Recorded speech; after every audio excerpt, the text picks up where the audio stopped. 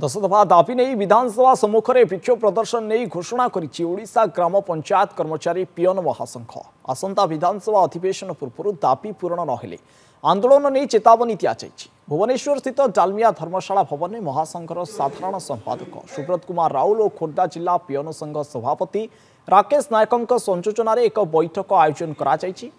निष्पत्ति नि ओडिशार 6794 ग्राम पंचायत कार्यालय मानक कार्य करुवा पियन मानक स्थायी नियुक्ति सहित नियमित दरमा प्रदान प्रत्येक ग्राम पंचायत रे जणे लेखाएं नूतन पियन पदवी सृष्टि करने भली विभिन्न दाबी से रही। यही बैठक माध्यम जे आपण शीघ्र आम कथा किसी परिवर्तन करूँ पियन कर्मचारी भाग्य को परिवर्तन करूँ एवं प्रत्येक परिवार जमी खुशी हे से भाया मासक 18,000 टंका निश्चित भाव में गोटे करूँ आम पाई खुशी हबू एवं निश्चित समग्र ओडिशा सारा आपण निकट में चिरकृतज्ञता ज्ञापन करूँ। आम प्रति पंचायत पियन मान सर्वनिम्न मजूरी हार में मासिक दरमा दि जाऊ आ स्थायी नियुक्ति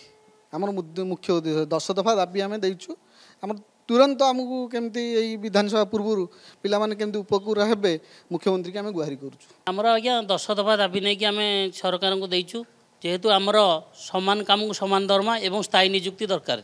जदि सरकार ये विधानसभा पूर्व न करती आम जेहेतु राजरास्तार आंदोलन करूँ। आशा अच्छी विधानसभा 6,000 परिवार को लेकिन आम राजरास्तार ओह्लैबू माने राजरास्तार दिन राति हर पड़ रही सरकार दाबी पूरा हासिल है आम ही उठू।